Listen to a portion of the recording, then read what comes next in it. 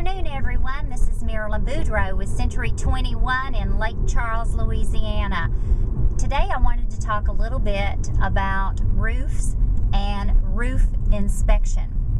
We all know what the year 2005 brought to Southwest Louisiana when we had an unwelcome visitor by the name of Hurricane Rita.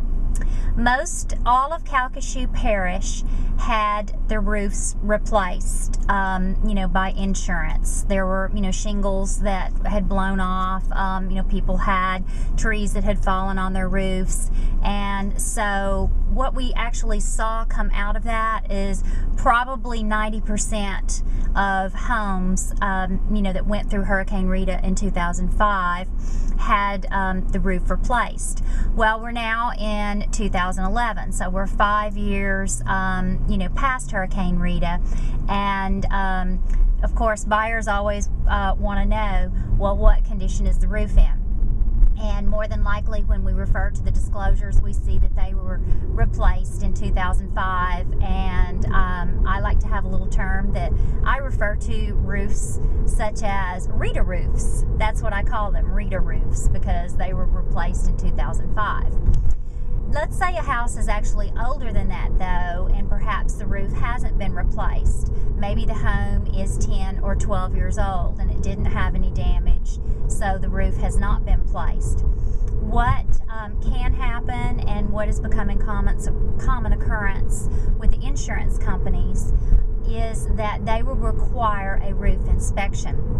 Before they insure the new buyer on that home, they want their insurance person to go out and walk the roof and do whatever that they do for insurance roof inspections. And then they want that report to be in good standing and signed off on in order to go ahead and insure the person. Now, sometimes they come back and they say that the life of the roof, it doesn't have enough life left in it. Maybe the house is 15 years old. It's supposed to be, 30-year-old shingles, but because of the storms that we have had, there's not that much life left in those shingles. Maybe they've lost some granules, or they've cracked and broken the tabs. There can be a number of things that come up in a roof issue. In that case, we have to go back to the seller then and say the roof is not going to pass inspection. Then we can actually get to a negotiation point of, well, who's going to replace the roof? Is there going to be an allowance for the roof given? This can actually open up a lot of other, Pandora's box situations.